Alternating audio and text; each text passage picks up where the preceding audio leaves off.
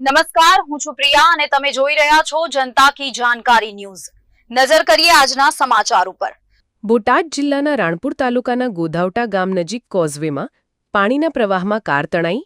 કારમાં 7 લોકો સવાર હતા, તેમાંથી 4 લોકોનો આબાદ બચાવ, 2 મૃતદેહ મળી આવ્યા, એક સાધુની શોધખોળ ચાલુ છે। રાણપુર તાલુકાના ગોધાવટા ગામ નજીક કોઝવેના ધસમસતા પાણીના પ્રવાહમાં અર્ટિકા કાર તણાઈ હતી। કારમાં 7 લોકો સવાર હતા। બીએપીએસ સંપ્રદાયના સાધુ અને હરિભક્તો કારમાં હતા, જેમાંથી 4 લોકોનો આબાદ બચાવ થયો છે, 2 લોકોના મૃતદેહ મળી આવ્યા છે અને એક સાધુ ગુમ છે, તેઓની શોધખોળ હાથ ધરવામાં આવી રહી છે। 2 મૃતકોમાં પંડ્યા કુશકાંતભાઈ ઉંમર 75 થી 80, કાછિયા પ્રબુદ્ધ દિવેશભાઈ 9 વર્ષ છે, જ્યારે લાપતા થયેલ શાંતચરિત સ્વામી 35 વર્ષ આશરે તેઓની એનડીઆરએફની ટીમ દ્વારા શોધખોળ હાથ ધરવામાં આવી રહી છે અને રાણપુર તાલુકા વહીવટી તંત્રના અધિકારીઓ અને બરવાળા કાંત અધિકારી તેમજ બીએપીએસ સંપ્રદાયના સંતો સ્થળ પર હાજર છે।